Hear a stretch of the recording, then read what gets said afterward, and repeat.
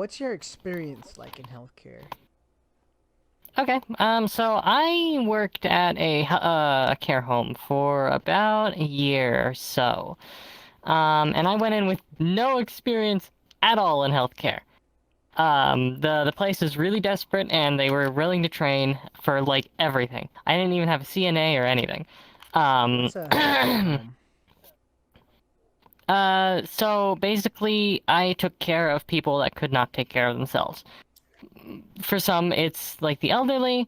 For my case, What it the was the fuck? mentally, uh, The mentally challenged. or Disabled? physically disabled and challenged, yes. Okay.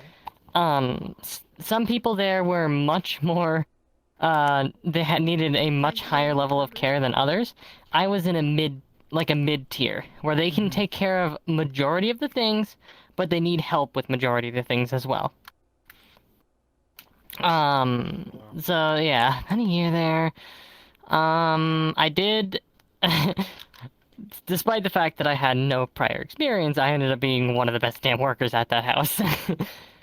What would you say the age was with the people that you dealt with? Were they more teenagers, children, adults, elderly? We're talking in between adult and elderly. I was dealing with people between the ages of 30 and 60. Okay. 30 to 65, roughly. Um, then again, there was also a house where there was someone who was very young at around like age 25 when I had to work at another house. Did And that you? house was a total care home. So what I'm hearing is you actually had to go to these people's houses and take care of them. No, they called the residences houses because it was basically just a big house with every one of the patients in it. Okay. It's as simple as that. How was your first days like there? In training, my first days were boring as hell because it was just fucking training. It was just PowerPoint slides and yada yada yada. But my first day actually at the house was surprisingly smooth. Um, so the biggest thing I had to deal with was getting used to touching people. For me, touching people is weird. I don't like it. I don't like being hugged. I don't like shaking hands. Well, actually, I can do shaking hands for interviews, but well, can't do that anymore. And I started working there at like the beginning of the fucking the Pinko Pox deciding to ravage the planet. So there was a lot of sterility. It was weird because they had to get a background check. I couldn't go near anybody, but I also had to be near them. But despite how kind of confusing it was, my first day was all right. But I was surprised. One of my coworkers was surprised because in my first like 3 weeks of working there, we had a behavior, and a behavior or behavioral is a very nice way of saying someone is having a freak out. And we had a really bad freak out. One of our residents, they started screaming at the top of their lungs. They started throwing shit at people, biting, punching. They couldn't kick because, well, they only had one leg and it didn't kick all that well. And I came back the next day and my coworkers were like, "Hey, you're still here?" I'm like, "Well, yeah, I'm working here. I signed up to deal with this. They told me this shit at training." If Mm. I didn't want to So, deal with it, I would have left during training. do you usually have those kind That's of it. experiences working there? Depends on the house, and also depended on the individual. So, I only ever worked at other houses like twice. And neither time there did I have to deal with a significant behavioral. I had to deal with smaller ones, which were the ones that were like, you didn't really know that they were a behavior until you read it up. Mm-hmm. But at my house, it was mostly fine except for two residents. One of which was, it was very aggressive, angry behavioral. Um, and the other was the one that I had to deal with the most personally, very overtly sexual Yeah, I was towards just staff. gonna ask that too.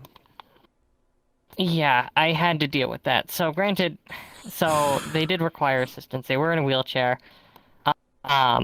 But they were the The problem was that person that was being very sexual to me, they were what is known as a TBI. And a TBI is a traumatic brain injury.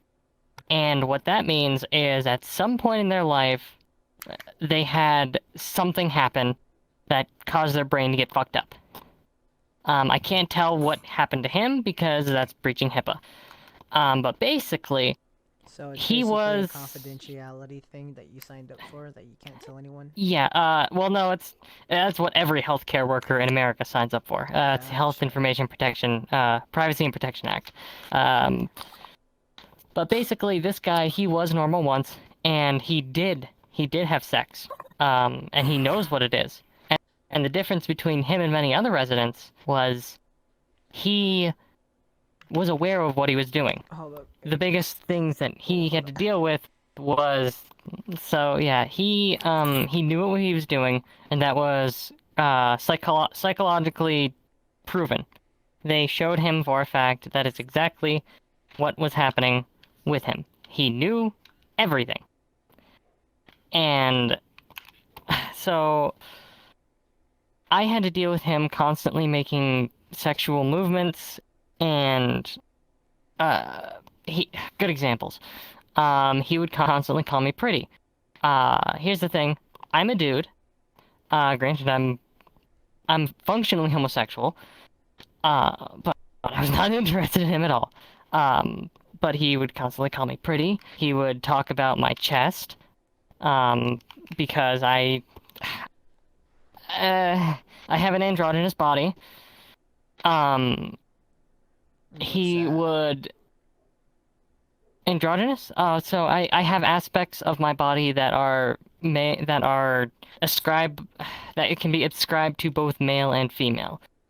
For example, my body, I have a thinner waist and wider hips and a wider chest.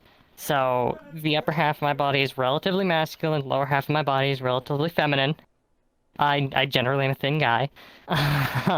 My face is that's about as masculine as you can get. I've got a chin that can make some of the Greek statues look like they're chiseled from fucking clay. But anyways, he would constantly reference his genitalia. He would constantly reference sexual acts. He would bring them up in conversation. And ooh. I don't know, I've talked about this a billion times with 100 people, but the more I talk about it, the more I'm having trouble talking about it, because my brain is like, hey, this really happened! Oh, this really happened.